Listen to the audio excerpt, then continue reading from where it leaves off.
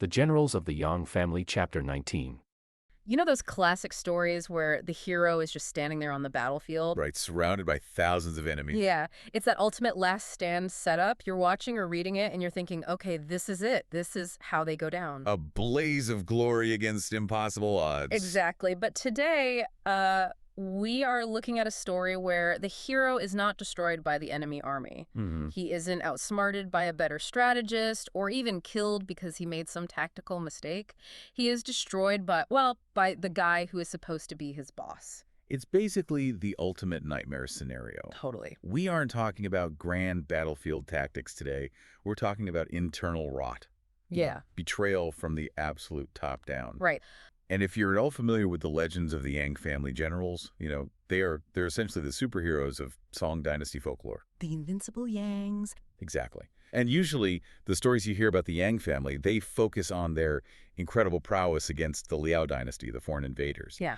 But Chapter 19 is really different. It's not about fighting the Liao. It's about what happens when the entire chain of command rots from the inside out.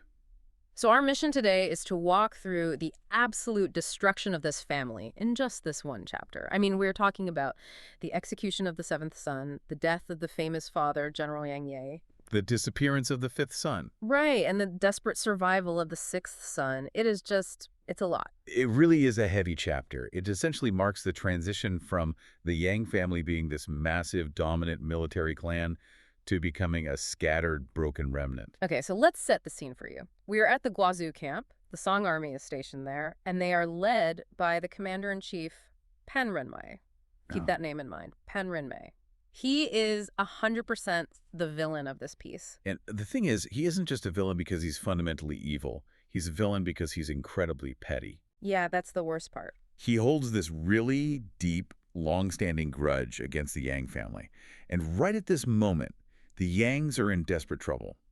The father, old General Yang Ye, is completely trapped at a place called Xinjiagu, the Chen family valley. He's surrounded. So he sends his youngest son, the seventh brother, Yang Qilang, also known as Yang Yanzi, to break through the lines and get help.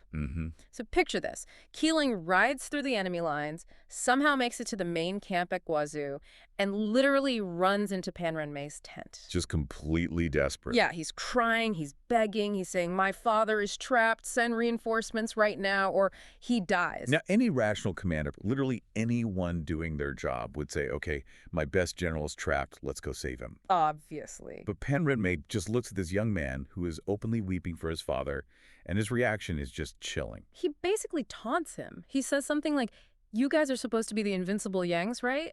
You've barely even started fighting, and now you're here begging for help. It's incredibly cruel. He flat out refuses to send troops. Yep. He claims his camp can't spare the men, which is an obvious lie. A total lie. But then Qilang, who's famously hot-tempered anyway, he just snaps. Which honestly I would too. Right.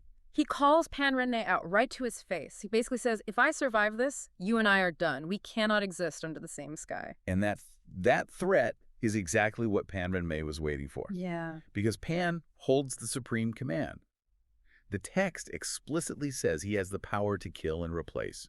So when Qilang threatens him, Pan doesn't just throw him in the brig. He orders his guards to tie Qilang to a pine tree. He decides to execute him right there on the spot. And this is where the story gets really interesting and, frankly, kind of supernatural. So Pan orders his archers, his own Song Dynasty soldiers, mind you, to shoot Qilang. Right. They all fire at once. But, and this is wild, nothing happens. Not a single arrow hits him. How do you even explain that? Is it just blind luck? Well, within the context of the novel, it's all about the aura of the Yang generals. Oh. They are so formidable, so wrapped in this legendary status, that even arrows seem to physically refuse to touch them. It's a literary device to emphasize that these men aren't just regular soldiers. They're larger-than-life figures. So Pan Renmei is sitting there freaking out. He's probably thinking, what is this magic? Definitely panicking. But Qilang, tied to the tree, he realizes he's not getting out of this. He knows his father is still trapped and dying. He knows Pan is going to kill him no matter what. So he does something that is, well, it's one of the most hardcore things I've ever read. It is horrific. Yeah. But it perfectly illustrates his absolute resolve. Qilang shouts out to the executioners. He tells them, I am a great man facing death, and I have no fear, but you can't hit me because you are afraid of my glare. And then he tells them, and be warned, this is graphic, to literally cut the flesh of his eyebrows and forehead down so it covers his eyes. Yeah. He tells them to blind him with his own skin so he can't glare at them anymore. And he says, once you do that, the arrows will land. He essentially gives them permission to kill him because he knows it's the only way to end the humiliation and the delay. Wow. And the soldiers actually do it. They step up, they cut his brows, the blood and flesh cover his eyes. Fire. And the text says 10,000 arrows hit him. A body without intact skin. That's how it's described. It's a total obliteration of a human being. And just to add insult to injury, Pan Renmei has the body thrown straight into the Yellow River. Yeah. No burial, just treated like garbage. It's the ultimate sign of disrespect. In this culture, securing a proper burial is absolutely essential for the soul and the family's honor. Throwing him in the river is Pan Renmei attempting to erase him completely from existence. Right, so the seventh son is gone. Meanwhile, back at the front lines, things have gone from bad to a complete disaster. News makes its way back to the camp that General Yang Ye, the father, the absolute legend, is dead. The report they get is brutal. He was trapped at Chenjiadu, he fought until the bitter end and ultimately died.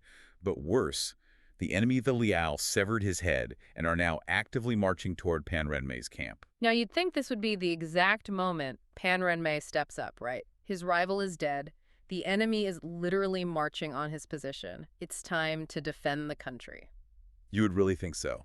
But Pan Renmei is, at his core, a coward.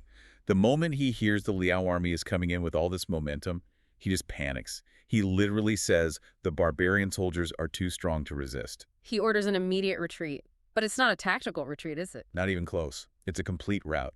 He orders the entire camp to break immediately and run all the way back to the capital, Bianxing. The text describes the Song soldiers as dropping their courage to the ground. Wow. Dropping their courage to the ground. Yeah. They run all night. They abandon their supplies, their heavy armor, their weapons. It's a catastrophic loss of military capability. And it's all because the commander-in-chief was terrified for his own life. So the Song army is just scattered to the wind. And this brings us to the survivors. Specifically, the sixth son, Yang Lulang, or Yang Yanzhao. Now, Lu Lang is a fascinating figure here. He goes on to become the central character of the whole saga later. But right now, in this chapter, he's literally just a guy hiding in the reeds. Right. He's stuck with two of his subordinates, Chenlin and Chaigan. They're hiding out in the marshes, basically just waiting for the Liao troops to pass by so they don't get captured. And while they're hiding there, they see something floating down the river. It's a scene straight out of a thriller. They see this corpse drifting in the current. They manage to pull it closer to the bank, and Lu Lang recognizes his own little brother, the seventh son, Qilang. But Lu Lang is smart. He's always been the analytical one in the family. He looks at the body and he sees it's just riddled with arrows, and he realizes something instantly. Exactly. He thinks if Qilang had died in close combat against the Liao cavalry, he would have sword wounds. He'd have spear thrusts. But to be covered entirely in arrows like a pincushion, Lu Lang deduces the truth right then and there. He says, this wasn't the enemy, this was Pan Renmei. He pieces it together. Qilang went for help, they argued, and Pan executed him. Just imagine the psychological weight of that moment. It's unimaginable. You're hiding in a swamp from a massive enemy army, you pull your little brother's mutilated body out of the river, and you realize your own commander murdered him.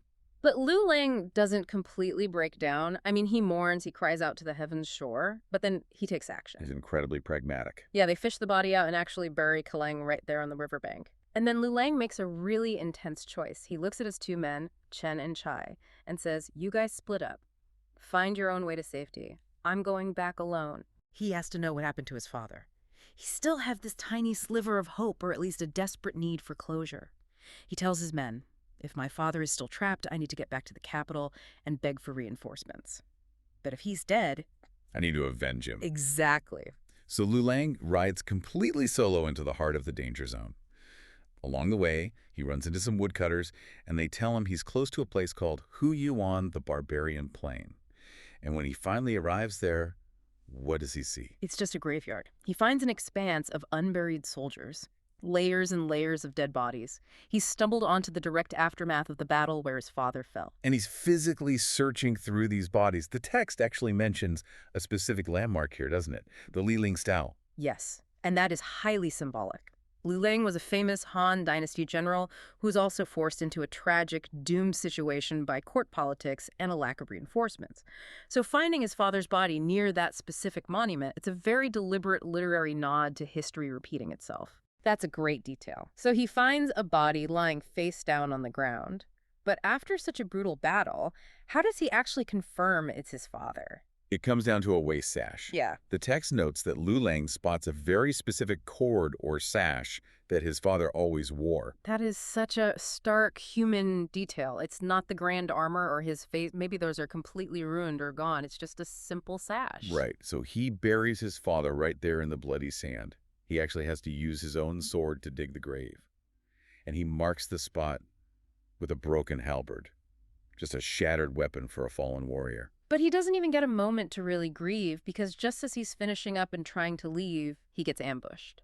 A Liao general named Zhang Hida suddenly blocks his path, and Lu Lang is completely exhausted. He's emotionally drained, physically spent from digging a grave with a sword, and now he's heavily outnumbered. Yeah. He tries to fight, but the novel uses a great phrase. 2 hands cannot fight 4 hands. He's losing. He's literally about to die. And this is where things get really wild. Just as he's about to be overwhelmed, this monk just jumps out from behind the mountain. A monk wielding a massive battle axe. Yes, a monk with an axe. He swings at once, instantly kills the Liao general, and the rest of the enemy soldiers just completely scatter in terror. And when the dust finally settles, Lu Lang looks closely at this monk who just saved his life, and he realizes it's his brother. It's the 5th brother, Yang Wulang or Yang Yande. But wait, we have to pause here. Why on earth is the 5th brother dressed as a monk? The last time we saw this family, they were all high-ranking generals. The author gives us a really quick flashback here to explain it. Wulong tells his brother that during the absolute chaos of the Eastgate battle, which happened a bit earlier, he got entirely cut off from the rest of the army. Okay. To survive and escape the Liao search parties, he shaved his own head, threw away his armor, and fled to Mount Wutai to disguise himself as a monk. So he literally went into hiding in plain sight.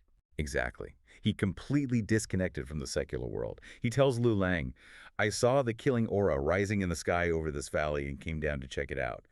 And he just happened to save his brother in the nick of time. It's this miraculous, almost unbelievable reunion.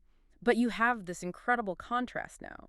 You have the 6th brother, who is still desperately trying to fight within the system, and the 5th brother, who is completely opted out of that system. That's the perfect way to frame it. Right. Wu Lang takes Lu Lang back up to the temple to recover. They finally catch up. Lu Lang breaks the news. Kilang is dead, father is dead, and Wu Lang is obviously devastated. But look at how differently they react. Wu Lang says, "This is a vengeance we absolutely must take." But he stays at the temple. He doesn't go back with him. No, he's completely done with the Song Court. He's done with the corrupt politics. He's a monk now. His path is spiritual detachment, even though he clearly still has all those lethal warrior skills. Yeah. But Lu Lang decides he has to go back to the capital. He wants to formally sue Pan and Mei. He wants to get justice through the official legal system. Which just seems incredibly naive, or at least insanely dangerous, considering Pan and Mei is the guy who currently controls the entire military. It is incredibly dangerous. But Lu Lang leaves the next morning anyway. He sets his sights on Bianjing, the capital. All right, so let's shift our perspective over to the capital. The emperor, Taizong, finally receives the official reports that Yang Ye is dead. And he is genuinely sad about it. He actually respected Yang Ye deeply.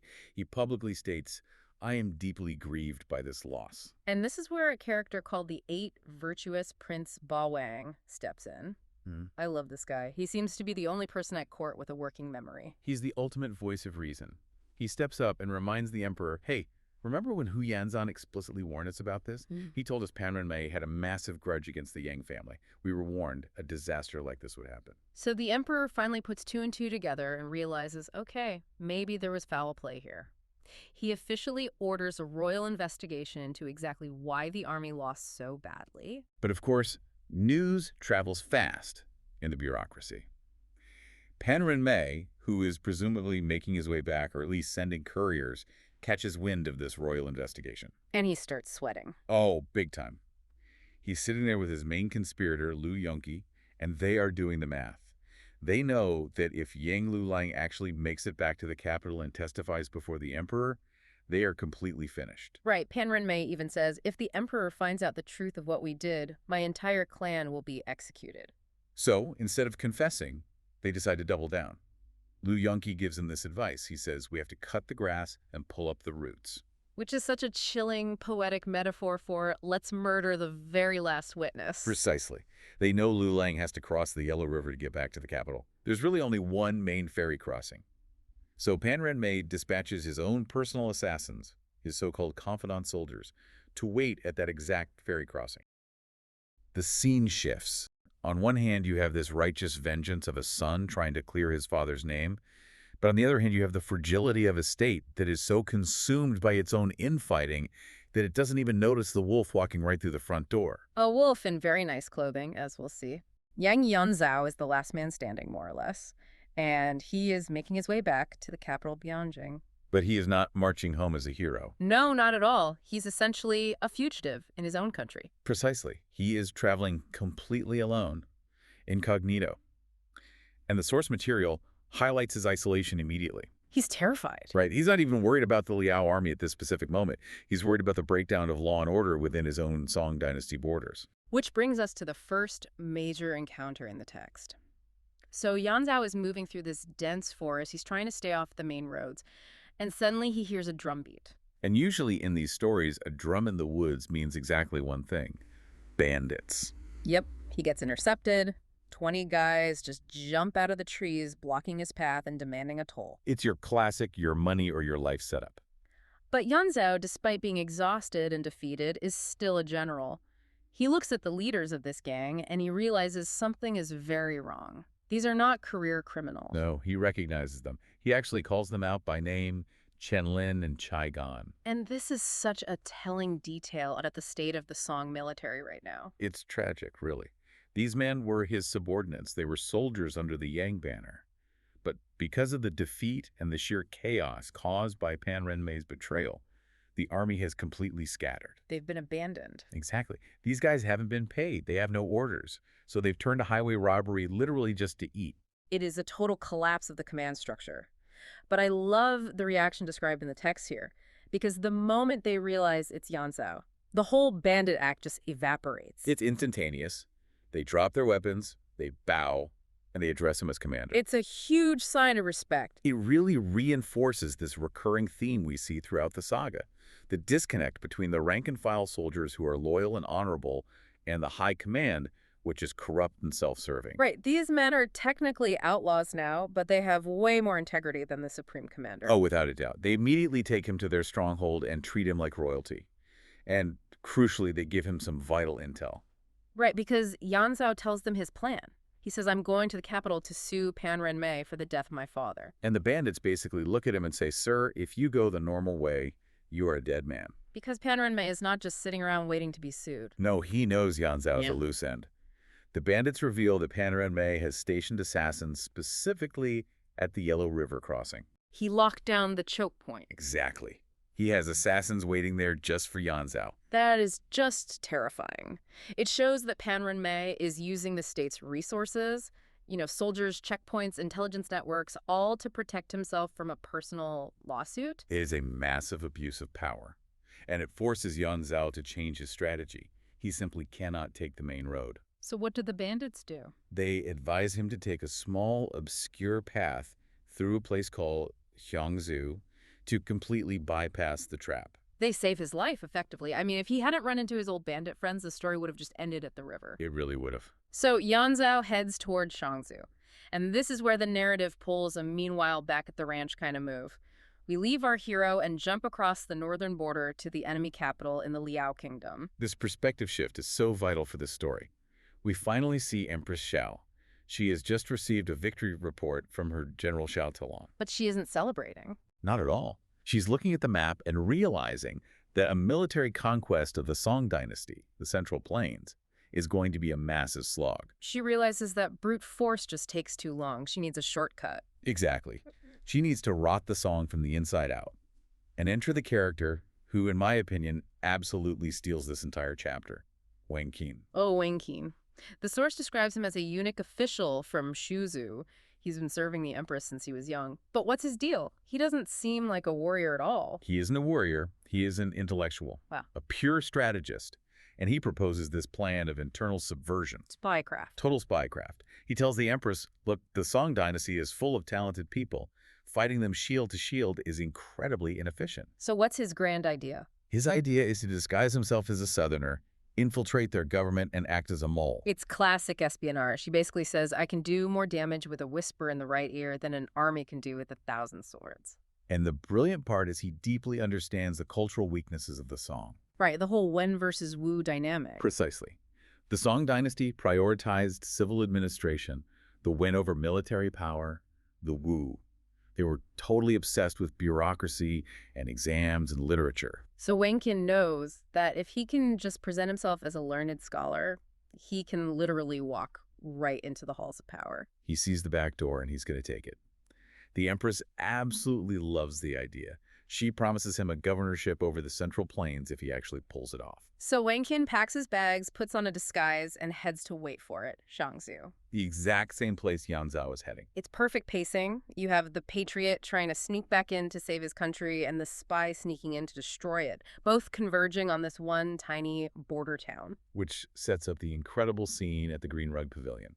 Right, so it's May. The text makes a very specific point of saying it's incredibly hot. Yanzhao is resting at this pavilion. He's probably exhausted, sweaty, totally on edge. And then Wang Qin just strolls right in. Mm-hmm. Let's actually look at Wang Qin's disguise for a second, because the source is very specific about this. What's he wearing? He is wearing a black gauze hat, green silk robes, a yellow silk sash, and green hemp shoes. He is not trying to look like a merchant or a soldier. No, he is broadcasting Confucian gentleman as loudly as possible. He's dressed for the job he wants. He sees Yanzhao, who presumably looks like a rough, beaten-down military traveler, and he approaches him. And Wang Qin introduces himself. He uses his real name, but lies completely about his background. The ultimate confidence move. Right. He claims to be a scholar from Shuzhou with a courtesy name Zhaoji, and says he's heading to the capital to find a government post. And here's where I think we have to have some sympathy for Yanzhao, even though he makes a genuinely catastrophic mistake. He buys the story completely. He really does. He opens up to this total stranger almost immediately. He tells him, I'm young Yanzhao. My father was killed. I'm going to sue Panrenmei Liu Yunqi and instructor me for treason. It seems so naive to us reading it centuries later, but you have to remember Yanzhao is deeply traumatized. He's been hunted for weeks. He just wants someone to listen to him. Yeah. He is desperate for an ally who isn't a bandit. But in doing so, he hands the enemy the entire blueprint of the Song military's internal crisis. And then comes the twist that really defines the irony. Yanzhao admits he has a logistical problem. A very big problem. He wants to sue the commanders, but he's a soldier. He doesn't know how to write a formal imperial complaint.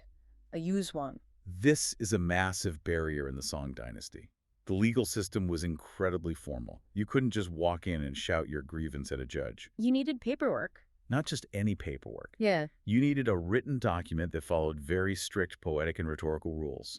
If you submitted a poorly written complaint, the emperor might throw it out entirely. Or even punish you for being uncouth before even reading the content. Essentially, yes. So Yanzhao can win a physical battle against 100 men, but he can't win a court case because his handwriting isn't pretty enough. Exactly. And Wang Qin, the enemy spy, sees an incredible opening here. He offers to write the document for him. Now we really need to unpack this motivation. Why?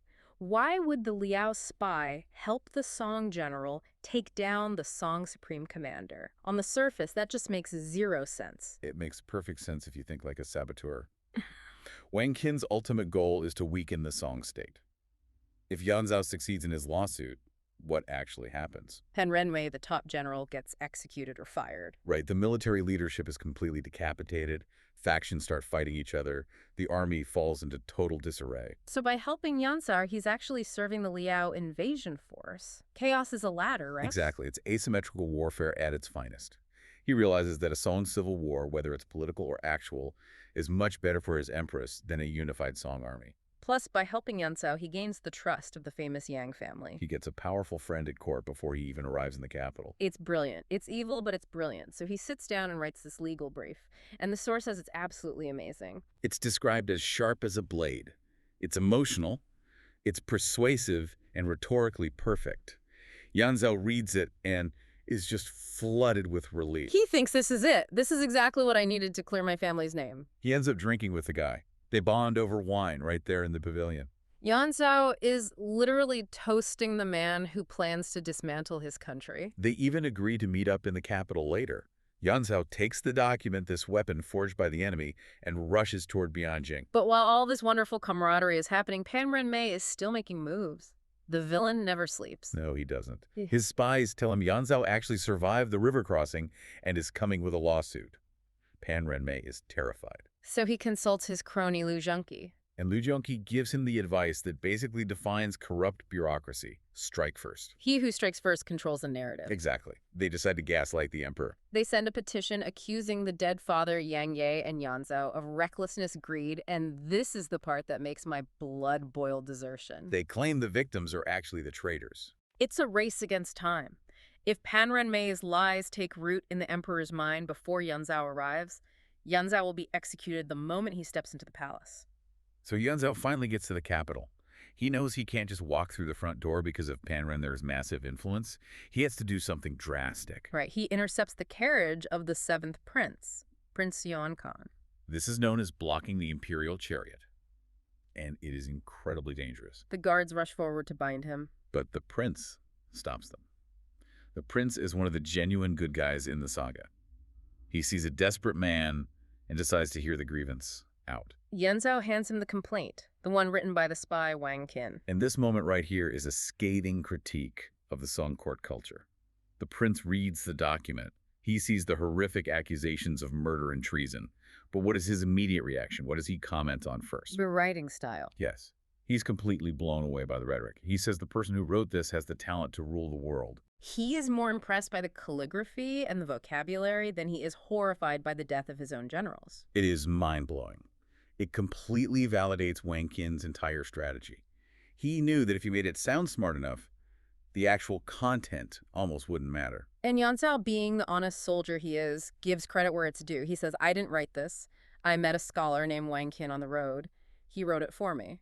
And the prince immediately says, I need to hire this guy. Just think about that chain of events for a second. Yanzhao, in his desperate quest for justice, has just become the headhunter for the enemy intelligence agency. He has personally vouched for the top spy to one of the most powerful princes in the empire. It is a cascade of errors born from completely good intentions.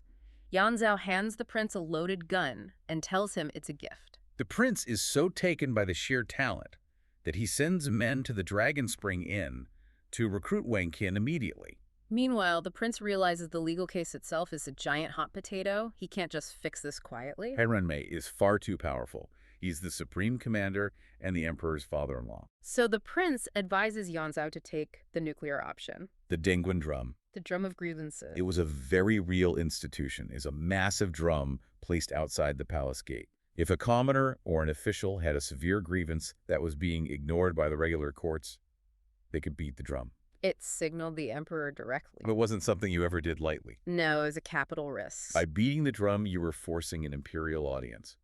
But if your case was found to be trivial or false, the punishment was incredibly severe. Often death.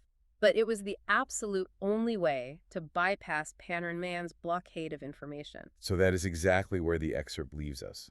Yanzhao is marching to the palace gate to beat the drum and cause a scene that will shake the very foundations of the empire. And in the background, unbeknownst to him, the seventh prince is rolling out the red carpet for Wang Qin, the spy who plans to bring it all crashing down.